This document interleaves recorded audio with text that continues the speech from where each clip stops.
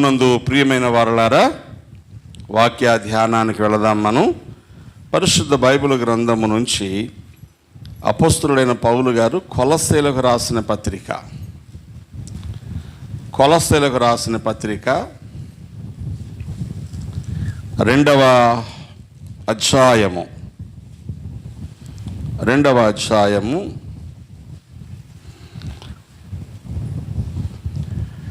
6-7 వచనాలు ఇలా ఉన్నాయి. కావున మీరు ప్రభువైన క్రీస్తు యేసును అంగీకరించిన విధముగా ఆయన యందు వేరుపారిన వారై ఇంటి వలె కట్టబడుచు మీరు నేర్చుకొనిన ప్రకారముగా విశ్వాసమందు స్థిరపరచబడుచు కృతజ్ఞతాస్తుతులు చెల్లించుటయందు విస్తరించుచు ఆయన యందుండి నడుచుకొనుడి. దేవుడు ఈ మాటలు మనకు దీవెనగా చేయునుగాక. ఆమేన్. చిన్న మాట ప్రార్థన చేసుకుందాము. ప్రభువా, మీరు మాతో మాట్లాడండి. ఈ మాటల చేత మా హృదయాలను సరైనటువంటి గ్రహింపులోనికి తీసుకురండి అని మనం ప్రార్థన చేద్దాం. పరిశుద్ధుడైన తండ్రి, నీకు వందనాలు, స్తోత్రాలు చెల్లిస్తున్నాము. మమ్మల్ని ప్రేమించి మాకు ఇచ్చినటువంటి మరొక దీవెన గల ఆరాధనా సమయం కోసం స్తుతిస్తున్నాం. ఇంతవరకు పాడుకున్నాము, నేను స్తుతించాము, ఆరాధించాం. నీ బిడ్డలు సాక్ష్యం ఇచ్చారు. దేవా, నీ పరిశుద్ధ వాక్యం చెంతకు వస్తూ ఉండగా మీరు మాతో మాట్లాడమని, నీ మాటలలో ఉన్న జీవాన్ని మా హృదయాలు గ్రహించడానికి విత్తబడిన ఆ మంచి విత్తనం మా హృదయాల్లో నూరంతలుగా ఫలించడానికి కృప చూపమని యేసు నామమున ప్రార్థిస్తున్నాను తండ్రి. ఆమేన్, ఆమేన్, ఆమేన్. ప్రభునందు ప్రియులారా, భక్త పౌలు సంఘానికి చేస్తున్న ఒక అద్భుతమైన ఉపదేశం అనండి, లేకపోతే హెచ్చరిక అనండి, ఒక మార్గ నిర్దేశకత్వం అనండి, గైడెన్స్ అనండి, అమూల్యమైన మాటలు ఇక్కడ చెప్పాడు. దేవుని బిడ్డలు అనగానే యేసు ప్రభువుని నమ్ముకొని మందిరాలకు వచ్చి ఆదివారం ఆరాధన చేసుకొని అప్పుడప్పుడు గృహకూటాలు పెట్టుకొని కుదిరినప్పుడు కానికిచ్చి అమ్మయ్య మేము దేవుని బిడ్డలమే అనుకునే పరిస్థితుల్లో చాలామందే ఉన్నారు. యావరేజ్ క్రిస్టియానిటీ అలాగే ఉంటుంది, కానీ వాక్యానుసారమైన క్రైస్తవ్యం అది కాదు. ఒక మంచి క్రైస్తవుడు లోకమునకు వెలుగు లాంటివాడు. ఒక మంచి క్రైస్తవుడు లోకమునకు ఉప్పు లాంటివాడు. ఉప్పు ఎన్ని రకాలుగా ప్రయోజనాన్ని కలిగించి ప్రజలకు మేలు చేస్తుందో, అవునా? ఆహారంలో ఉప్పు కావాలి, శరీరానికి ఉప్పు కావాలి. ఎప్పుడైనా మనకు బలహీనతలు వచ్చినప్పుడు ఒంట్లో నీళ్లు తగ్గిపోతే బాడీలో సాల్ట్స్ పోయాయి అంటారు. ఆ లవణాలు తగ్గిపోయినప్పుడు మనుషుడు ప్రాణాలు పోయే పరిస్థితి వచ్చేస్తుంది. అంటే ప్రాణం నిలబెట్టేది కూడా ఉప్పే. తగినంత మోతాదులో శరీరాన్ని బలపరిచేది, క్షేమం ఇచ్చేది, ఆహారాన్ని రుచిచ్చేది, భద్రపరిచేది, జబ్బులు పోగొట్టేది ఉప్పు. క్రైస్తవుడు కూడా సమాజానికి అలాగే ఉపయోగపడాలి. ఇప్పుడు నీ వలన నీకు కానీ సమాజానికి కానీ ఏం మేలు కలిగింది అని ప్రశ్నించుకుంటే ఫస్ట్ స్టాప్ చాలామందికి మేలు ఉండొచ్చు. నా వల్ల నాకు మేలే, నా జీవితం మారింది, మా కుటుంబ పరిస్థితులు మెరుగుపడ్డాయి, మేము కొంచెం బాగానే ఉన్నాం, గతంలో కంటే ఇప్పుడు అనగా ప్రభువులోనికి వచ్చిన తర్వాత మా స్థితిగతులు మారాయి అని నువ్వు చెబితే సంతోషం, నువ్వన్నా మారావు. కానీ అక్కడితో చాలదు. ఏమవ్వాలి? నీ వలన ఇప్పుడు మిగిలినటువంటి నీతో ఉన్నవారికి, నీ కుటుంబానికి, నీ పొరుగు వారికి, నీ సమాజానికి కూడా మేలు కలగడం అనేది జరగాలి. దేవునికి స్తోత్రం కలిగినగాక. అవునా? జరగాలంటే ఏం చేయాలి మనకు తెలియదు. నీ వల్ల మేలు జరగకపోయినా పర్వాలా, సెకండ్ స్టెప్ ఏంటంటే కీడు జరగకూడదు. ఇప్పుడు ఏం జరుగుతుంది? మేలు సంగతి దేవుడెరుగు. చాలామంది ఈరోజు లోకంలో ఉన్నవారికి క్రైస్తవులే ఆటంకాలుగా ఉన్నారు. ఒకప్పుడు యేసుక్రీస్తు ప్రభువు కోసం ఎవరైనా మాట్లాడితే అందరూ చక్కగా వినేవారు. ఈరోజు క్రైస్తవులు మాట్లాడుతూ ఉంటే అనేకులు వ్యతిరేకులుగా మారిపోతున్నారు. ఈ సోషల్ మీడియా వచ్చిన తర్వాత ఎక్కడ చూసినా ఒకరి మీద ఒకరు నిందలు వేసుకుంటూ, ఆరోపణలు చేసుకుంటూ, డిబేట్లు చేసుకుంటూ లోకంలో ఉన్న వారి కామెడీగా మారిపోయింది. అవునా? మన ఇంట్లో రోజు గొడవ పడతా ఉంటే పక్కోళ్ళు వచ్చి ఎందుకు గొడవ అంటారు, కానీ వాళ్ళ ఒక రకమైన ఎంటర్టైన్మెంట్ అది. ఆ గొడవలో మనం మాట్లాడుకునే మాటల్లో సీక్రెట్లు బయటకు వస్తూ ఉంటాయి. అప్పుడు చుట్టుపక్కల వాళ్ళందరికీ మనమే ఒక షోగా మారిపోతూ ఉంటాం. అది ఎలాగో ఇది అలాగే. అందుకని సత్క్రైస్తవ జీవితం జీవిస్తే నిజమైన ఆశీర్వాదం వస్తుంది. భక్త పౌలు ఈ మాటలు ఎందుకు చెప్పాడంటే, ఈ 2వ అధ్యాయములో 2వ వచనంలో ఆఖరి భాగంలో ఉంది. సంపూర్ణ గ్రహింపు యొక్క సకలైశ్వర్యము కలిగిన వారై దేవుని మర్మమైన క్రీస్తును స్పష్టంగా తెలుసుకున్న వారై తమ హృదయములలో ఆదరణ పొందవలెనని ఆయన అందరి కోసం ప్రార్థన చేస్తున్నాను, పోరాడుతున్నాను అంటాడు. ఇక్కడ చాలా పెద్ద మాట ఇది. అందులో సులువుగా 2 చిన్న పదాల మనసులోకి తెచ్చుకుంటే, మనందరి హృదయాలలో ఆదరణ పొందాలి, సకలైశ్వర్యము గలవారముగా ఉండాలి అంటే యేసుక్రీస్తును స్పష్టంగా తెలుసుకోవాలి. దేవునికి స్తోత్రం కలిగిన గాక.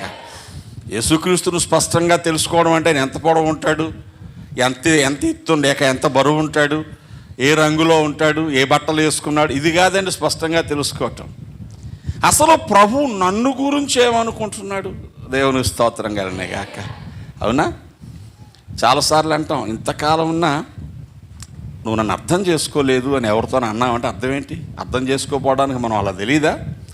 మన నాన్న పేరు తెలీదా, అమ్మ పేరు తెలీదా, మన పేరు తెలీదా, మన చదువు తెలీదా, మనం ఏం తింటామో తెలీదా? నా మనస్సు నువ్వు అర్థం చేసుకోలేదు. నీ పట్ల నేను ఎలా ఉండాలని కోరుకుంటున్నావో అది నీకు అర్థం కాలేదు. ఈరోజు చాలామందికి ప్రభువు మనం ఎలా ఉండాలని కోరుకున్నాడో అర్థం కాలేదు. ప్రభువును సంతోషపరచాలి అంటే మనం ఎలా ఉంటే ప్రభువుకి ఇష్టం అది అర్థమైనప్పుడు ప్రభువు సంతోషిస్తారు. అలాగ మనం బ్రతకడం మొదలెట్టినప్పుడు మనం ఉప్పులాగా వెలుగులాగా మారిపోతాం. అందుకు భక్త పౌలు అంటాడు, మిమ్మును మీరు ప్రభువుకు అనుకూలంగా మార్చుకుంటే మీ హృదయాల్లో ఆదరణ పొందుతారు. దేవునికి స్తోత్రం కలిగిన గాక. ఏం పొందుతారు? ఆదరణ పొందుతారు. దేవునికి అనుకూలంగా మార్చబడేవాడు హృదయాలు ఆదరించబడతాయి, వారు దీవించబడతారు, వారు క్షేమంగా మారిపోతారు. ఆ స్థితిగతులు మన జీవితంలోకి రావడానికి మనము మన జీవితాన్ని ఇదిగో లేఖనం చెప్పిన రీతిలో మలుచుకోవడం రావాలి. మందిరాలకు వస్తున్నాం, వాక్యం వింటున్నాం, దేవునితో సాగుతున్నాం అంటే నీలో వచ్చిన మార్పు ఏంటో నీకు స్పష్టంగా తెలియాలి. మీ అబ్బాయి ఏం చదువుతున్నాడు? ఎల్కేజీ అండి, నెక్స్ట్ యూకేజీ, నెక్స్ట్ కేజీ. అవునా? ఫస్ట్ స్టాండర్డ్ అండి. ఎల్కేజీలో 30,000 ఫీజు అండి, యూకేజీలో 50,000 అండి, ఈ కేజీకి 1,00,000 అయిపోతుందండి. మా అబ్బాయి పుస్తకాల సంచి పెరిగిందండి, మా అబ్బాయి డ్రెస్ సైజు మారిందండి. ఇవన్నీ బాగానే ఉన్నాయి. మీ అబ్బాయి నేర్చుకున్నది ఏమన్నా మారిందా? ఎల్కేజీలో ఫస్ట్ క్లాస్ వచ్చాడండి, యూకేజీలోనూ క్లాస్ ఫస్ట్ వచ్చాడండి, ఫస్ట్ స్టాండర్డ్లోనూ క్లాస్ ఫస్ట్ వచ్చాడండి. అవునా? ఏబిసిడ్లని తప్పే రాస్తున్నాడు. అవునా? క్లాసు మారుతున్న కొలది మిగతాయన్నీ మారాయి, కానీ మారాల్సింది ఏంటి చెప్పండి? ఇప్పుడు వాడు నేర్చుకున్నది మారాల.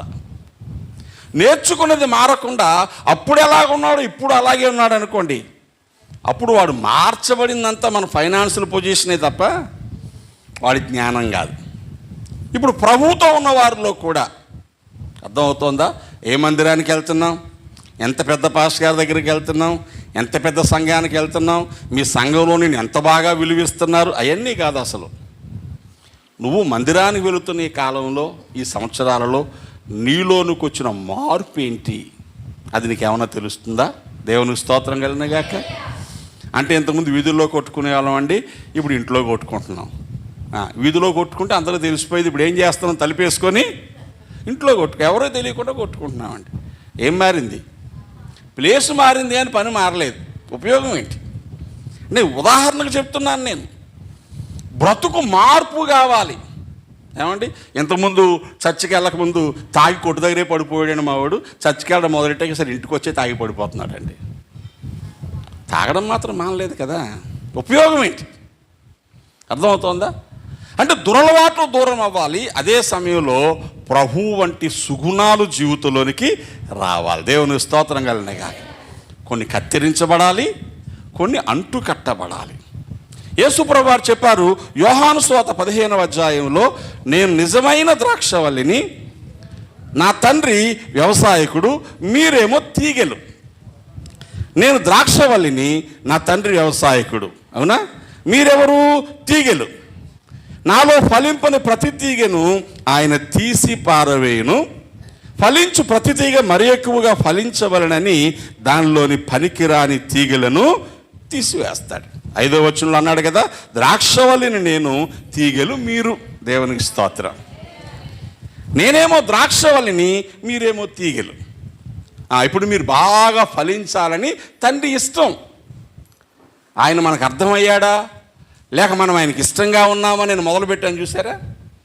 ఆయన మనల్ని బట్టి ఏం కోరుకుంటున్నాడో అదే అధ్యాయం 8వ వచనంలో చదవండి. 8వ వచనంలో ఏముందో తెలుసా?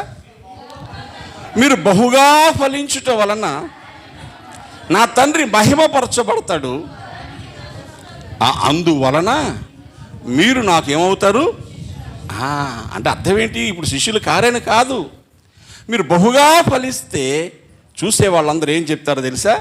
వీరు యేసుప్రభు శిష్యులురా, యేసుప్రభు బిడ్డలరా అని మాట్లాడతారు. అందువల్ల నా తండ్రి మహిమపరచబడతాడు. దేవునికి స్తోత్రం కలుగును గాక. నా తండ్రి మిమ్మల్ని బట్టి సంతోషపడతాడు, మిమ్మల్ని బట్టి నా తండ్రికి ఘనత వస్తుంది, గౌరవించబడతాడు. కనుక ప్రియులారా, మనం జ్ఞాపకం చేసుకుందాం. ఈ మాటలు ఏం జ్ఞాపకం చేస్తున్నాయి? ఆయనలో అంటు కట్టబడితే, పనికిరాని తీగలన్నీ తీసేస్తే, అంతేందుకు మీకు అర్థమయ్యేలా చెప్తే, ఊడుపులు అయ్యాయి కదా, నెక్స్ట్ ఏమొస్తాయి? గాబుదీతలు. గాబుదీతకు అసలు పేరు ఏంటి చెప్పనా? కలుపు తీతలు. కలుపు అనేది మనం వేసింది కాదు, అది మనం వేసామా? కష్టపడి ధాన్యం విత్తనాలు వేసి నారొచ్చాక పొలాల్లో నాటితే, నాటిందేమో చిన్నగా ఉండిపోద్ది, నాటకుండా వచ్చిన గడ్డి పెద్దగా వచ్చేస్తూ ఉంటుంది. పోనీలే అది పచ్చగానే ఉందని పెరగనిద్దామంటే ఏమవుద్ది? చేనును అనగదొక్కేసి గడ్డి పెరిగిపోయి మన బువ్వ లేకుండా అయిపోద్ది. అందుకేం చేయాలి? ఇప్పుడు 1-2 సార్లు అసలు సిసలైన నారు మాత్రమే పొలంలో ఉండి ఈ పనికిరాని కలుపంతా తీసేయడం కోసం ప్రయాసపడి, అర్థమవుతుందా? వర్షం కురుస్తున్నా, ఎండగాస్తున్నా, మొహం మండుతున్నా, నడువు నొప్పి పెడుతున్నా, ఆ కలుపంతా తీసి కట్ల కట్టి దూరంగా పడేస్తారు. ప్రభు ఏమన్నారు? మీరు ఫలించాలంటే మీలో ఉన్న కలుపు కూడా, దేవునికి స్తోత్రం చెప్పండి. చాలామందికి ఏమర్థం అవ్వట్లేదు, మేమే చెడ్డోళ్ళమా, వాళ్ళకంటే మేము చెడ్డోళ్ళమా, ఇంకెవరూ అలాగలేరా, మా చేనులోనే కలుపు ఉందా, వాళ్ళ చేనులో లేదా, ఉంచుకో అయితే ఎవడొద్దన్నాడు? ఏమండి, కలుపు కలిపే, చిన్నదైనా పెద్దదైనా. అది నీకు అర్థమైతే ఎప్పటికప్పుడు ఏం చేయాలి? తీసేయాలి. ప్రభు అదే అన్నారు, మీలో తీగలు బాగా ఫలించాలంటే పనికిరాని తీగలు కొన్ని ఉంటాయి, తీసేయాలి. అందుకు తండ్రి చిత్తం మనకు అర్థమై మనం బాగా ఫలించాలంటే ఏ లక్షణాలు మన జీవితాల్లోకి రావాలో చాలా విషయాలు ఉన్నాయి. సందర్భాన్ని బట్టి నేను కొన్ని గుర్తు చేస్తాను. కొలస్సీ పత్రిక వచ్చేయండి. ఆయన మన పట్ల ఎటువంటి ఆలోచన కలిగి ఉన్నారో, మనం ఎలా ఉండాలని కోరుకుంటున్నారో అది మనకు అర్థమైతే ఆదరణ పొందుతాము, దీవించబడతామని చెప్పుకున్నాం కదా. ఆయన మనం ఎలా ఉండాలని కోరుకుంటున్నారో తెలుసా? 6వ వచనంలో, మీరు ప్రభు అయిన క్రీస్తు యేసును అంగీకరించిన విధముగా ఆయన యందు, మొదటి మాట ఏంటి చెప్పండి? వేరుపారిన వారై. ఆగండి. మొదటి మాట అంటే ఇక రెండో మాటకి వెళ్ళిపోకూడదు. వేరు పారడం అంటే ఏంటి? వేరు పారడం అనేది దేనికి సంబంధించిన మాట? వేరు పారడం అనేది అసలు మనకు తెలుసా? వేరు పారడం అంటే ఏంటి? ఏరు పారడం కాదు, వేరు పారడం. మన పల్లెటూళ్ళలో వేసుప్రభు అంటాం. ఏంటండి? వేసుప్రభు కాదు, యేసుప్రభు. ఏ అనలేక వే అంటూ ఉంటాం. అర్థమవుతుందా? అన్నం తిన్నారా అంటారు కూడా, అన్నం తిన్నారా? అన్నమా అన్నమా అన్నం అండి. తెలంగాణలో వాకు బదులు ఆ మాట్లాడతారు, మన ఆక బదులు వా మాట్లాడతాం. అన్నానికి అన్నం అంటాం, వాడేమో వచ్చిండు అనడానికి అచ్చిండు అంటాడు. ఏమమ్మా తెలంగాణ అమ్మాయి ఏమంటారు? అచ్చిండు వచ్చినాను. ఇక్కడ ఏదైనా మనం అర్థం చేసుకుంటే ఏరు కాదు వేరు. వేరు అనగానే గుర్తుకొచ్చేది ఏంటి? మొక్క, చెట్టు, పంట. వరిచేలు వేసినప్పుడు అలాగే ఉండిపోతే ఏమంటాం మనం? దుబ్బు చేయలేదు. ఏం చేయలేదు? దుబ్బు చేయడం అంటే ఏంటో తెలిసిన? క్రిందన బాగా వేరు విశాలంగా విస్తరించి నేలలోనికి దిగుతున్నప్పుడు పైన మొక్క ఎదుగుతుంది. పైకి మొక్క బాగా ఎదగాలంటే కిందకు వేరు బాగా వెళ్ళాలి. మీరు బాగా గమనిస్తే చిన్నప్పుడు ప్రాక్టికల్ చేయించారు చిక్కుడు గింజతో. సైన్స్ ఎన్ఎస్ మేషారు ఇంట్లో మీరు చిక్కుడు గింజలు ఇచ్చారే, చిక్కుడు గింజ భూమిలో పాతి 4 రోజుల తర్వాత ఎలా ఉందో ఒకటి పట్టు రావాలి మనం. వారం రోజుల తర్వాత ఎలా ఉందో ఇంకోటి పట్టు రావాలా. 15 రోజులతో ఎలా ఉందో ఒకటి పట్టు రావాలా. 3 రోజుల తర్వాత తెస్తే ఉబ్బు పోయి కొంచెం అలా బయటకు వస్తుంది, ఇంత చిన్న వేరు వస్తుంది. వారం తర్వాత 2 పప్పులు విడిపోతాయి, ఇంత వేరు వస్తుంది. నెల తర్వాత అది లోతుగా ఇంత పొడుగు వేరు వస్తుంది, పైకేమో 4-5 ఆకులు వస్తాయి. అంటే అర్థం ఏంటి? పైకి ఎదగాలంటే వేరు కిందకి వెళ్ళాలి. కిందకు బాగా వేరు వెళ్తే మీదకు బాగా మొక్క వస్తుంది. ఇప్పుడు ప్రభు ఏం నేర్పిస్తున్నారు? రే నాయనా, ముందు మీరు ఏమవ్వాలి? నాలోనికి లోతుగా మీ వేర్లు వెళ్ళనియండి. వేరు ఏం చేస్తుందండి? వేరు చేసే పని ఏంటి? ఏమోనండి, మాకేం తెలుసు. అది ఏం చేస్తుందో మేము చూస్తున్నాం. ఏమన్నా భూమిలో ఉంటుందో మేము ఇంట్లో ఉంటాం. వేరు ఏం చేస్తుందండి? నేలలోని నీటిని, నేలలోని సారాన్ని తీసుకొని ఆ చెట్టో మొక్కో చేనో ఎదగడానికి ఉపయోగపడుతుంది. అంటే వేరు స్థిరముగా ఉండడానికి సహాయపడుతుంది. వేరు అది బలంగా మారడానికి సహాయపడుతుంది. వేరు అది బ్రతకడానికి సహాయపడుతుంది. ఎన్ని మాటలు చెప్పాను? వేరు ఎన్ని పనులు చేస్తుంది వేరు? నేను మీలో ఏరు అనబోతున్నాను. ఏం చేస్తుంది? 1 దాన్ని స్థిరపరుస్తుంది, 2 బలపరుస్తుంది, 3 బ్రతికిస్తుంది. ఇప్పుడు మన వేరు ఏ సారాన్ని తీసుకోవాలి? లేఖనం చెప్తుంది, అతడు నీటి కాలంలో వారిని నాటబడిన వాడై ఆకు వాడక తన కాలమందు ఫలమిచ్చు. నీటి కాలంలో వారిని నాటిన మొక్క, నీళ్ళే లేని చోట నాటిన మొక్క ఎలా ఉంటాయి? రోజు నీళ్లు అందుతున్నాయి, అది త్వరగా వేరు పారుతుంది. ఎప్పుడో కనికరం వచ్చినప్పుడు, దయ వచ్చినప్పుడు కాస్త నీళ్లు పోస్తున్నాం, అది ఎలా ఉంటుంది? అర్థం చేసుకోండి. ఇర్మియా గ్రంథం 17వ అధ్యాయం 5-6 వచనాల్లో రాయబడిన మాటలు ఏమున్నాయి తెలుసా? యెహోవాను ఆశ్రయించు నరుడు ధన్యుడు, యెహోవాను ఆశ్రయించువాడు ధన్యుడు. అతడు ఎలా ఉంటాడు? నీటి కాలంలో వారన నాటబడిన చెట్టులాగా ఉంటాడు. ఆశ్రయించిన వాడేమో నీటి కాలంలో వారన నాటబడిన చెట్టులాగా ఉంటాడు. కాలంలో వారన నాటిన చెట్టు ఎలా ఉంటుందో కొన్ని మాటలు ఉన్నాయి అక్కడ.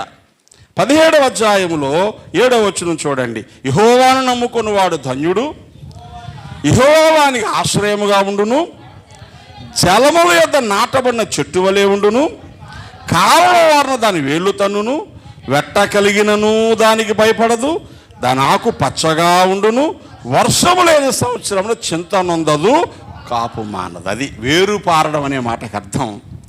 సరైన నీటి వసతి ఉన్న చోట్ల ఆ చెట్టు కనుక నాటబడితే అది చేస్తున్న పనులు ఇక్కడ వివరించబడ్డాయి. నెంబర్ 1 ఏమవుతుంది? అది ఎలా ఉంటుంది? అది కాలువ వారిని వేళ్ళు తన్నింది కాబట్టి మొట్టమొదట వెట్ట కలిగిన దాని ఆకు పచ్చగా ఉంటుంది. ఎలా ఉంటుంది? 2 ఎంత ఎండ, ఎంత వడగాల్పులు, ఎంత వెట్ట కలిగినా భయపడదు. 3 వర్షము లేని సంవత్సరమున చింత నొందదు. 4 కాపు మానదు. దేవునికి స్తోత్రం చెప్పండి. ఇప్పుడు మనం ఎలా ఉండాలని దేవుడు కోరుకుంటున్నాడు? బాగా వేళ్ళు తన్నిన ఒక చెట్టులాగా ఉండాలని కోరుకుంటున్నాడు. ఎవరు కోరుకుంటున్నారు? మాట్లాడరా? గట్టిగా చెప్పండి. ఆ దేవుడు ఎవరేంటి? నీకు ఆయనకున్న సంబంధం ఏంటి? ఆయన ఎవరో అన్నట్టు మాట్లాడుతున్నారు. ఎవరైనా నా ప్రభువు ఏం కోరుకుంటున్నాడు? కుమారి ఆలకించుము, ఆలోచించి చెవియొగ్గుము, ఈ రాజు నీ ప్రభువు నీ సౌందర్యమును కోరినవాడు. దేవునికి స్తోత్రం. 45వ కీర్తన 10వ వచనంలో మనం చదువుతాం, పెళ్ళిళ్ళప్పుడు ప్రధానప్పుడు, ఈ రాజు నీ ప్రభువు నీ సౌందర్యమును కోరినవాడు. నీ ప్రభు ఏం కోరుకుంటున్నాడు? చెట్టు పచ్చగా ఉంటే అందమా, ఎండిపోయి కొమ్మలు వాడిపోతే అందమా? కొమ్మలు బాగా విస్తరిస్తే అందమా, మోడుగా మిగిలిపోతే అందమా? ఇప్పుడు చెప్పండి, మన రాజు నా ప్రభు ఏం కోరుకుంటున్నాడు? నువ్వు పచ్చగా ఉండాలన్నా ఎండిపోవాలన్నా? అంటే నీ వేళ్ళు ఏమవ్వాలి? ఆయననే ఆశ్రయముగా చేసుకొని ఆయన దగ్గర నుంచి సారమును తీసుకోవాలి. దేవునికి స్తోత్రం. అప్పుడు పచ్చగా ఉంటావు. పచ్చగా ఉన్నామని చెప్పడానికి రుజువేంటో, ఎంత వడగాల్పు వచ్చినా, ఎంత ఎండగాసినా ఆకులు అసలు వాడకూడదు. మనం ఎలా ఉంటాం? అన్నీ బాగుంటే పచ్చగానే ఉంటాం. తలపోటు వచ్చిందనుకోండి, అప్పుడు చూడాలి మన పచ్చదనం. ఏడు చేసుకుంటా, ముక్కు సీదేసుకుంటా, తలపోటు వచ్చేస్తుంది, నేను సాక్ష్యం కూడా ఏడుతానని చెప్పేస్తూ ఉంటాం. నువ్వు పచ్చగున్నావు, వాడిపోయావా? అరే, పచ్చగా ఉన్నావంటే అర్థం ఏంటి తెలుసా? ప్రాణం పోతుందని డాక్టర్ చెప్పినా ఇంకెన్ని రోజులు పోతాను డాక్టర్ గారిని అడగాల. ఉంటావమ్మా ఇంకో వారం అంటే, పర్లేదు వారం ఉంటానా, ఉండండి, ఆదివారం ఆరాధనకి వెళ్ళిపోతాను, ఆదివారం సాక్ష్యం చెప్పాలి, మీ అందరికీ వందనాలు, ఇంతకాలం నా కోసం బాగా ప్రార్థన చేశారు, నేను మీతో స్నేహం చేశాను, నా టైం అయిపోతుంది, రేపు సోమవారం నేను చచ్చిపోతాను కనుక మళ్ళా ప్రభువు చిత్తం అయితే అక్కడ కలుద్దాం అని చెప్పాలి తప్ప, నేను చచ్చిపోతాను, మా ఆయనకి అప్పుడప్పుడు కూర ఇవ్వండి, మా పిల్లలు కాస్త చూస్తూ ఉండండి. ఇప్పుడు చెప్పండి, నువ్వు పచ్చకున్నావా, ఎండిపోయావా? ఒకవేళ ప్రభు నన్ను పిలిస్తే మంచి మీటింగ్ పెట్టి, ఏమండి నాకు బాగా తెలిస్తే, ముందే అడ్వాన్స్గా తెలిస్తే, మీ అందరికీ చక్కగా ఆఖరి ఎంత చక్కగా అంత చక్కగా చూసి టాటా చెప్పేసి వెళ్ళిపోతాను. దేవుని స్తోత్రం కలిగిన కాక. నిజమైన క్రైస్తవ్యం శ్రమలలో కనబడుతుంది. దేవుని స్తోత్రం కలిగిన కాక. మీరు చెప్పండి, బాగా చదువుకున్నానని ఎప్పుడు చెప్పొచ్చు? వీడు పొద్దున్నే బడికి పోతాడండి, బ్యాగ్ భుజం మీద వేసుకుంటాడండి, వంచిన తల ఎత్తాడండి, బళ్ళు చెప్పిందంతా తింటాడండి, నోట్సులు తెగరాసేస్తాడండి. ఇదిగా చదివిన రుజువు. పరీక్షల్లో మంచి మార్కులతో పాస్ అవ్వాలి. దేవుని స్తోత్రం కలిగిన గాక. పదివాడు అని చెప్పడానికి వాడికి రుజువు ఏంటి చెప్పనా? పరీక్ష. దేవుని స్తోత్రం చెప్పండి. వీడు భక్తుడే అని చెప్పడానికి రుజువు ఏంటి? భక్తుడికి వచ్చే కష్టాలు. దేవుని స్తోత్రం చెప్పండి. ఏం రావాలా? కష్టం రావాలా, శ్రమ రావాలా, బలహీనత రావాలా, బాధలు రావాలా, మనుషులు వదిలేస్తూ ఉండాలా, అప్పుడప్పుడు మనుషులు మనం నిందిస్తూ ఉండాలా, మన మీద చెడ్డ మాటలు మాట్లాడాలా. అప్పుడు మనకి వెట్ట కలుగుతుంది, పచ్చగుంటాము, వాడిపోతాం, అప్పుడు తెలుస్తుంది. ఏమండి, ఎప్పుడు పచ్చగుండాలా? మీరు చెప్పాలా? అన్నీ బాగుంటే అందరూ పచ్చగానే ఉంటారండి. దేవుని స్తోత్రం చెప్పండి. వ్యతిరేకతల మధ్య కూడా పచ్చగా ఎవడుంటాడు? ఎవడు వేళ్ళు నీటి కాలువరే బాబుది కింద. మొదటిది వేరు పారాలి. మంచి మొక్కలాగా, మంచి చెట్టులాగా, మంచి చేనులాగా ఉండాలి. దేవుని స్తోత్రం. నేను మంచి చేనే అంటే అర్థం ఏంటి? దుబ్బు చేయి, వేరుపారు, పచ్చగా ఉండు. వెట్ట కలిగినప్పుడు ఏం చేయకూడదు? చింతపడకూడదు. వెట్ట కలిగినను చింతపడదు. రెండు ఏం చేస్తుంది? పచ్చగా ఉంటుంది, వెట్టకెళ్ళిన చింతపడదు. మూడోది ఏంటి చెప్పనా? వర్షము లేని సంవత్సరమున ఏముంది అక్కడ? ఏముంది? బాగా చదవండి, చూసి చెప్పండి. వర్షము లేని సంవత్సరమున చింత నొందదు, కాపు మానదు. వర్షం లేకపోతే ఏముండదు? గట్టిగా చెప్పండి. మొదటిది చింతపడకూడదు. వర్షం అంటే ఏంటో? వర్షం అంటే ఏంటి? దీవెన. వర్షాన్ని ఎలా చెప్పొచ్చు మనం? దీవెన. మంచి ఇంటి మీద వాన కురిసింది, వరదలు వచ్చాయి, గాలి విసిరి కొట్టింది. వానలు కురాలి కానీ వరదలు రాకూడదు. వరదలేంటి? కురిసిన వాన ఎప్పటికప్పుడు నేల పీల్చేసుకోవాలి, పల్లానికి వెళ్ళిపోవాలి. పల్లానికి వెళ్లకుండా నేల పీల్చకుండా నీళ్లు వదిలేస్తే అదే వరద. అంటే మించిన నీళ్లు వరద, స్థితికి మించిన నీళ్లు వరద. అర్థమవుతుందా? గిన్నె నిండిపోతే ఏమవుద్ది? పొర్లిపోద్ది. మనకి ఎంత కావాలో అంత ఉండాలి దీవెన. కొంతమంది దీవెనలు ఎక్కువైపోయి వరద వచ్చేస్తుంది. అర్థమవుతుందా మీకు? ఆగూరు అనే భక్తుడు ఏం ప్రార్థన చేశాడు తెలుసా? అయ్యా, నన్ను ఐశ్వర్యవంతునిగాను చేయొద్దు, పేదవానుగాను చేయొద్దు, తగినంత ఆహారం దయచేయి అన్నాడు. తగినంత ఆహారం ఉంటే ఏమో తెలుసా, కరెక్ట్గా ఉంటుంది. ఇంకా ఆకలి అవుతుంది, 2 ముద్దలు తింటే బాగున్ను అనుకున్నప్పుడు అన్నం ఆపేయాలి తినడం. వాడు ఇప్పటికీ ఆరోగ్యంగా ఉంటాడు. మనం ఏం చేస్తూ ఉంటాం, కాస్త కూర మంచిది అనుకోండి, ఇంకో 2 ముద్దలు లోపలేసి కూరేస్తూ ఉంటాం. ఆ సాయంకాలం ఏమవుద్ది, దయారత్నం కడుపు నొప్పి వచ్చేస్తూ ఉంటుంది. ఆ తర్వాత నిద్ర పట్టదు. ఇంకా చూడాలా, run run run run run ఎక్కడికి పరిగెడతా ఉంటారా. అప్పటికి తగ్గకపోతే ఎక్కడ పోవాలా, డాక్టర్ దగ్గర పోవాలా. అప్పుడు ఆయన ఏం చేస్తాడు, సూదెట్టేసి బాటిల్ పెట్టేసి ఆ తర్వాత ఆ వారం అంతా కష్టపడి దాచుకున్నదంతా ఏం చేస్తాడు, ఇచ్చేసి పోమంటాడు. 2 ముద్దలు తగ్గిస్తే నీ బాధలు ఉండవు కదా. వరద వచ్చింది, వరద వస్తే నెక్స్ట్ బురద వస్తుంది. వరద వస్తే ఏమొస్తుంది అంటే స్థితికి మించింది ఏదైనా ప్రమాదమే. ఎక్కువ డబ్బులు ఉన్నాయనుకోండి, అది ప్రమాదం. ఎక్కువ చుట్టాలు, చుట్టాలు చుట్టాలు చుట్టాలు అని తిరుగుతున్నా, వరద వచ్చేది జాగ్రత్త. చుట్టరకాలు ఎంతవరకు ఉండాలో అంతవరకే, షికార్లు ఎంతవరకు ఉండాలో అంతవరకే, షాపింగ్ ఎంతవరకు ఉండాలో అంతవరకే. అతి సర్వత్రా వ్యర్థయేత్ అన్నారు. ఏదైనా ఎక్కువ టూ మచ్గా చేసావంటే పనికి రాకుండా పోతావు. కాబట్టి దీవెన కావాలి కానీ అవసరం లేనన్ని దీవెనలొద్దు. దేవుడు కూడా కొన్నిసార్లు ఎక్కువ ఇచ్చి శోధిస్తాడు. ఏం చేస్తాడో చూద్దామని మనం అనుకుంటాం, ప్రభువా నాయన మందిరం కడుతున్నాను నాయన, ఇవ్వడానికి డబ్బులున్నా బాగుంది నాయన, ఇచ్చేద్ది నాయన అనుకుంటాం. ఇవ్వడానుకున్న డబ్బులు దాటుంటే ఏం చేస్తాం, అందరూ ఇస్తున్నారు మనం ఇద్దాంలే, ముందు ఎక్కడికి వెళ్దాం, ఓసారి విజయవాడ వెళ్ళొచ్చేద్దాం, ఇంకెక్కడికి వెళ్దాం, ఒకసారి విశాఖపట్నం వెళ్ళొచ్చేద్దాం, ఓసారి మా ఎక్కగారి ఇంటికి వెళ్ళొచ్చేద్దాం, మధ్యలో ఆటో తిరగబడిపోద్ది. ఏమైపోయింది ఇప్పుడు నీకు, స్థితికి మించిపోయింది ఏదైనా ఉందనుకో, అది ప్రమాదం. ఆహారమైనా, కార్యాలైనా, పనులైనా, నీ అలవాట్లైనా. అందుకు నీ జీవితంలో వర్షం ఉండాలా, సంతోషం కొన్నిసార్లు ఉండదు. ఏముండదు, వర్షం ఉండదండి. అప్పుడు ఏం చేస్తాం, తెగ చింతపడిపోతూ ఉంటాం.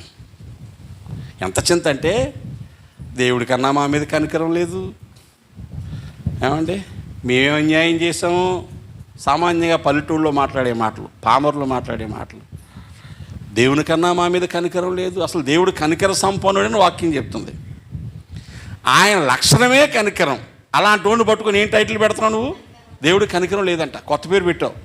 ఎందుకు కనికరం లేదు, నిన్న మొన్న సహాయం చేసిన దేవుడు ఇవాళ ఎందుకో ఒకేసారి ఆలస్యం చేశాడు. దేవుని స్తోత్రం కలిగినగాక.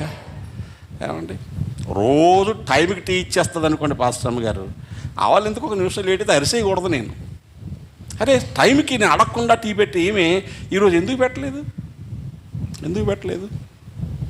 రోజు సమయానికి నాకంటే ముందు లేచిపోయి ప్రార్థన చేస్తుంది, పనులన్నీ చేసుకుంటుంది. నేను ఒకవేళ తొందరపడి లేస్తే లేటుగా పడుకున్నారు, ఒక అరగంట పడుకోండి అంటుంది. అలాంటి టైమే నేను లేచా కూడా లేవలేదనుకోండి, లెగ్గానే సోమరిపోతా, నిద్రపోతా, నాశనం వచ్చేది అనకూడదండి. ఏం చేయాలి, అరే లేవలేకపోయింది ఏంటంటే గబగబా నేనే వెళ్ళి టీ పెట్టుకుని పట్టుకొచ్చి ఇవ్వాలి, మర్యాద అది. ఏమండి ప్రసాద్, నీకు కూడా చెప్తున్నాను, దేవుని స్తోత్రం కలిగినగా. హల్లెలూయా. అంటే కొత్తగా ఇప్పుడే యాత్ర మొదలెట్టారు కదా వీళ్ళు. రోజు సహకరించే వాళ్ళు ఒకరోజు ఆలస్యం అయితే చిరాకు పడిపోకూడదు. ఏదో ఉంది. ఇదెందుకు చెప్తున్నాను, రోజు అడగకుండానే ఇచ్చేటువంటి దేవుడు ఇవాళ అడిగినా ఇవ్వలేదు. ఎన్నాళ్ళ కాదని దేవుడు మారిపోయాడా? ఆయనేమో నేను మార్పు లేను అని అంటున్నాడు. నిన్న నేడు అందరూ ఒక్కటే రీతిగా ఉంటానంటాడు. నువ్వేమంటావు, కనికరం లేనుడు అని పేరెట్టేసావు, మారిపోయాడని పేరెట్టేసావు. ఆ దేవుడు కూడా అల్లే చూస్తాడండి. ఎవరిని చూస్తాడంట, మరి నేను చూడలేదా? నేను చూడకపోతే రేషన్ కార్డు చిరిగిపోను, నీ ఫోటో గోడ మీదకి వెళ్ళిపోను, బాగానే ఉన్నావు నువ్వు. ఇది నీకు అర్థం కాలేదా? ఇప్పుడు వేరు పారింది అని చెప్పడం రుజువు ఏంటంటే, కొన్నిసార్లు వర్షం లేకపోయినా, దీవెన రాకపోయినా, నీ ప్రార్థన నిజంగానే దేవుడు ఆలకించకపోయినా, 2 నిమిషాలు నీతో మాట్లాడకుండా మౌనంగా ఉన్నా దావీదులా చెప్పాలా, నువ్వెప్పుడు కరుణించదవో అని నీ కోసం కనిపెడుతున్నానయ్యా. దేవునికి స్తోత్రం. నువ్వే మాట్లాడకపోతే, నువ్వే కరుణించకపోతే, నువ్వే దర్శించకపోతే నాకు దిక్కెవరయ్యా? దాసి కన్నులు యజమానురాలు చేతుల వైపు, దాసుల కన్నులు యజమానుల చేతుల వైపు చూస్తున్నట్టు నీ కొరకు చూస్తున్నాను తప్ప ఇంకెవరినైనా ఎలా చూడనయ్యా? నువ్వే నన్ను దీవించకపోతే ఎవరు దీవిస్తారయ్యా? నిన్న కాదు, ఇవాళ కాదు, రేపు కాదు, ఎప్పుడొకప్పుడు కరుణిస్తావు కదా. నువ్వు కరుణించే వరకు ఎదురు చూస్తాను తప్ప నీకు దూరం అవ్వనయ్యా. దాన్ని ఏమంటారు? నాకు చింత లేదు. దేవునికి స్తోత్ర. ఇట్స్ కాల్డ్ యాజ్ హోప్, నిరీక్షణ అంటారు. యోబు అంటాడు, నా చర్మము ఇలాగూ చీకిపోయిన తర్వాత. ఇప్పుడు ఈ మాటకు అర్థం తెలుసా మీకు? చర్మం చీకిపోవడం అంటే ఏంటి? ఏదైనా బట్టను మట్టిలో వేసేసాం, ఒక 4-5 నెలలు చూసుకోలేదు మనం, అప్పుడు ఎప్పుడో ఎతికితే కనబడింది ఆ వాకిట్లో మట్టిలో కప్పుడు పోయి, అమ్మో కొత్త షర్టు లేకపోతే జాకెట్ ఇక్కడ పడిపోయిందా, అలా పట్టుకొని తీయిపోయాం.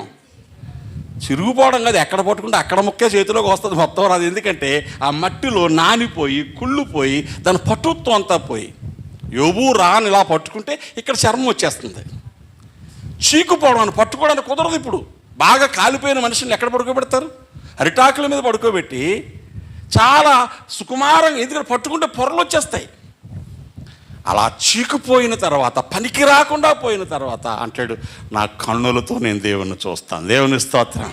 అంటే ఏం చేస్తాడు ఆయన? నన్ను మళ్ళీ నూతనంగా మార్చేస్తాడు. హల్లెలూయా.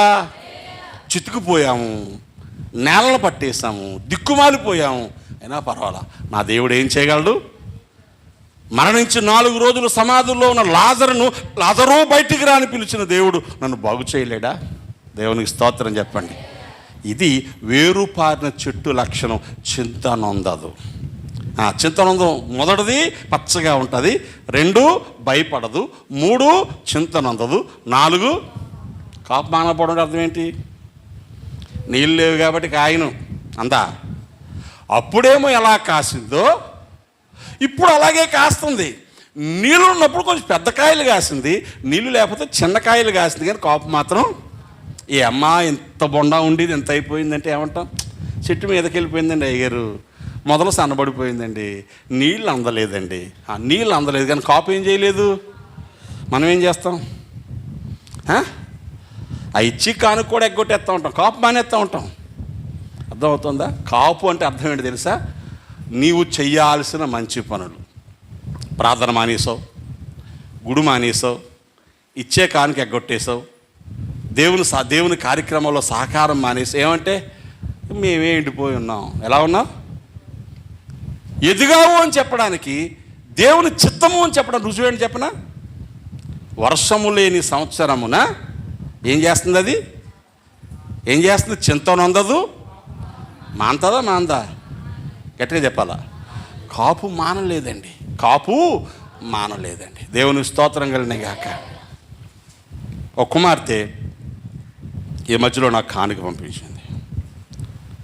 మామూలప్పుడు చాలా నేను ఏమనుకోకుండానే దేవుడిని దీవించుగాక అని అనేస్తాను.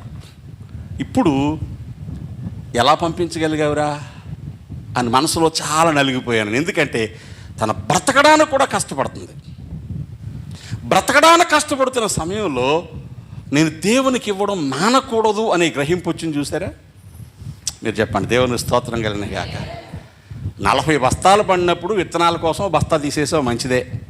20 బస్తాలు పడినప్పుడు ఇంకేం తీస్తాంలే అని తినేస్తే వచ్చే సంవత్సరం పంట వేస్తావు. కాపు తగ్గిన విత్తనాలు మాత్రం దాచి ఉంచాల్సిందే. దేవుని స్తోత్రం కలిగిన గాక. ఇది వేరుపారిన మొక్క లక్షణం. డబ్బుల కోసం చెప్తాను అనుకోకండి, నీ శ్రమలో కూడా నువ్వు ఫలించాలి. దేవుని స్తోత్రం కలిగిన గాక. హల్లెలూయా. నా కోసమే చెప్పుకుంటున్నాను నేను. నాకు ఇప్పుడేమో వెట్ట కలిగింది. ఏమైంది? వెట్ట కలిగింది. వర్షం తక్కువైంది. నేను ప్రభువా నా వల్ల కాదు, నాకున్న బలహీనతలు పోరాటాల మధ్య శుభ్రంగా ఇంట్లో కూర్చొని ప్రార్థన చేసుకుంటాను అని అడిగాను దేవుణ్ణి.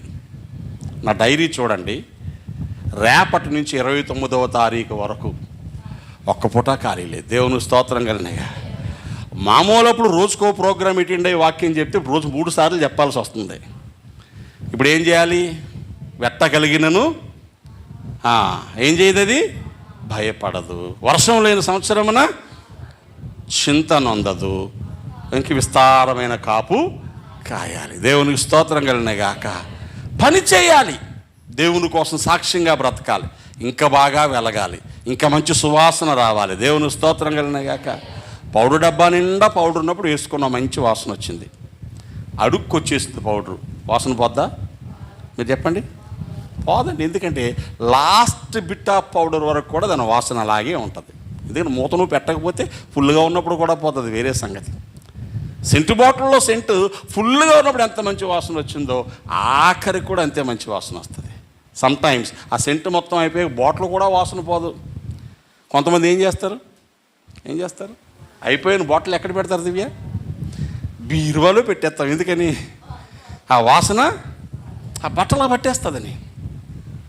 మంచి సువాసన ఎప్పటికీ పోదు. ప్రియులారా, చాలా సంగతులు ఉన్నాయి, వచ్చేవారి నుంచి నేను కంటిన్యూ చేస్తాను.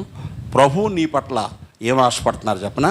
నువ్వు మంచి మొక్కలాగా, మంచి చెట్టులాగా, మంచి చేనులాగా నువ్వు వేరు పారాలి. దేవునికి స్తోత్రం. ఎలాగా వేరు పారాలి? వేరు పారడం అనగా నెంబర్ 1 స్థిరపడాలి, బలపడాలి. ఆ వేరే ఆహారమును తీసుకుని నేను వృద్ధిలోనికి తేవాలి. అంటే నువ్వు బలపడుతున్న, స్థిరపడుతున్న లక్షణాలే నువ్వు దీవించబడ్డావు అని చెప్పడానికి రుజువులు. దేవునికి స్తోత్రం కలిగిన గాక. హల్లెలూయా. మన జీవితాలలో అన్నీ ఉన్నప్పుడు భక్తి చేయటం, అవకాశం ఉన్నప్పుడు భక్తి చేయటం, కుదిరినప్పుడు భక్తి చేయడం అందరూ చేసే పనులే.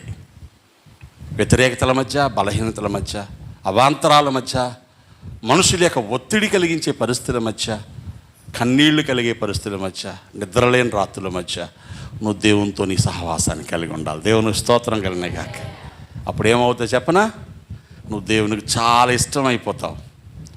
అరే వీడికి నేను బాగా అర్థమయ్యాను అనుకుంటాడు. సంపూర్ణ గ్రహింపు యొక్క సకలైశ్వర్యము పొందుతావు. మీ హృదయాల్లో ఏముంటుంది?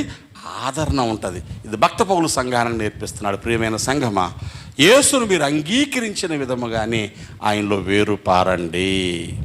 మనం ఏం చేద్దాం? ప్రభువా, మేము కూడా నీటి కాలువలో వారిని నాటబడిన చెట్టులాగా ఆ కాలువలలోనికి వేళ్ళు తన్ని, దేవునికి స్తోత్రం, సారము తీసుకొని పచ్చగా ఉంటాం. నీవే మా ఆశ్రయం, నీవు తప్ప మమ్మల్ని ఆదరించి వారు ఎవ్వరూ లేరు. నీవే మా దాగుచోటు. మాకు భయం వచ్చినా కష్టం వచ్చినా నీ చాటుకే వస్తాను తప్ప ఎవరి చాటుకి కాదు. మీరే మా జీవాహారం, మమ్మల్ని పోషించేవారు, బ్రతికించేవారు మీరే, లోకంలో ఇంకేం కాదు. మా ధనము, మా బలము, మా జనము, మా జ్ఞానము, మా ఆలోచన శక్తి ఎందుకో పనికిరాదు. నువ్వు ఉంటే చాలు అని దేవునితో చెప్పుకుందాం. అప్పుడు వేరు పారిన చెట్టులో ఇంకా పనికిరాని తీగలు ఏమైనా ఉంటే ఆయన అన్నీ తీసేస్తాడు. అప్పుడు పనికొచ్చే తీగలు ఏం చేస్తాయి?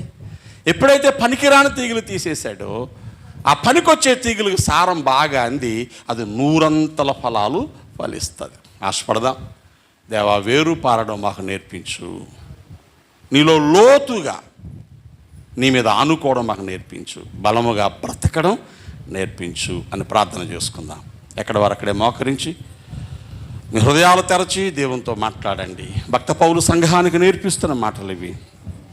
సంఘమా, యేసుక్రీస్తుని అంగీకరించావు, యేసుక్రీస్తు బంధములోనికి వచ్చావు, యేసుక్రీస్తు ప్రభు నా దేవుడు అన్నావు, నా రక్షకుడు అన్నావు.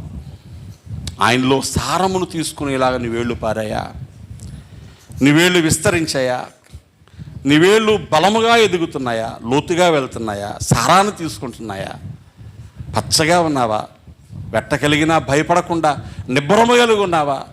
వర్షం పడని సంవత్సరాలు ఉంటాయి, అనుకూలత లేని సంవత్సరాలు ఉంటాయి, శ్రమ కలిగే సంవత్సరాలు ఉంటాయి. అననుకూల కాలంలో చింత లేకుండా ఉన్నావా? కాపు మానకుండా ఉన్నావా? నీ బ్రతుకులో దేవుడు చేసే కార్యాలు లోకము చూడడానికి. ఇంత కష్టం వచ్చినా ఇంత ధీమాగా ఎలా ఉన్నారు వీళ్ళు? ఇంత శ్రమలో కూడా దేవుని ఎలా వెంబడిస్తున్నారు? ఎన్ని పోరాటాల మధ్య కూడా వాళ్ళ మొహం మీద చిరునవ్వు తొలగిపోలేదేంటి? అది చూస్తున్న వారికి నువ్వు వెలుగ్గా ప్రకాశిస్తావు, అది చూస్తున్న వారికి ఉప్పు రుచిని కలిగిస్తావు. ఓహో, యేసులో ఉన్న జీవం ఇదేనా అని అర్థమైతే మేమెందుకు నలిగిపోవాలి? మేము ఆ దేవునితో స్నేహం చేస్తే దీవించబడతావు. నిన్ను చూసి మనుషులు ప్రేరేపించబడతారు. అప్పగించుకుందాం. ప్రభువా, నేను మనుషులు నీ యొద్దకు నడిపించడానికి, త్రోవ చూపడానికి, నక్షత్రములాగా ప్రకాశించడం మాకు నేర్పించు అని అడుగుదాం. వేరుపారిన చెట్టు, పచ్చగా ఉన్న చెట్టు, కాపుతో ఉన్న చెట్టు, అది ఇతరులను ఎలా ఆకర్షిస్తుందో మేము అలా ప్రజలు ఆకర్షించడానికి సహాయం చేయనని అడుగుదాం. ప్రార్థన చేసుకుందాం. ప్రార్థన చేసుకుందాం. మహాపరిశుద్ధుడైన తండ్రి, దయగల నీ పాదాల చెంత ఈ ఆరాధన సమయంలో మీరు మాతో మాట్లాడిన మాటలు బట్టి స్తుతిస్తున్నాం. అవునయ్యా, మీ వేరుపారిన చెట్టులా ఉండాలని కోరుకుంటున్నావు. వేరుపారడం మాకు నేర్పించు. లోతుగా కాలువలో వారన సారము తీసుకున్నట్టు, నీ మీదే ఆధారపడ్డట్టు, నీవే ఆశ్రయమైనట్టు బ్రతకడం మాకు నేర్పించండి. నీ వాటిలో నువ్వు తీసుకొని నీ గుణాలతో మేము ఫలములు ఫలించడానికి సహాయం చేయండి. ఈ మాటలు ఎంతమంది గ్రహిస్తున్నారు, అర్థం చేసుకున్నారు? ఎందరో మీ సన్నిధి కోసం, సహవాసం కోసం, మీ నుంచి పొందుకోవడం కోసం, మేము లోకానికి ప్రతిఫలింప చేయడం కోసం ఆశ కలిగి ప్రార్థిస్తున్నారు. దీవించండి. కొదువులో, కొరతలో, బలహీనతలో, వెట్టకలిగిన సమయాల్లో ఇంకెవరైనా చింతపడుతున్నట్టు కనిపిస్తే గ్రహింపులోకి తీసుకురండి, దీవెనతో నింపండి. ఈ మాటలు మాకు దీవెనగా మార్చినందుకు వందనాలు చెల్లిస్తూ యేసు పరిశుద్ధ నామమున ప్రార్థించి వేడుకుంటున్నాను పరమ తండ్రి. ఆమేన్, ఆమేన్, ఆమేన్. దేవుడు దీవించునుగాక.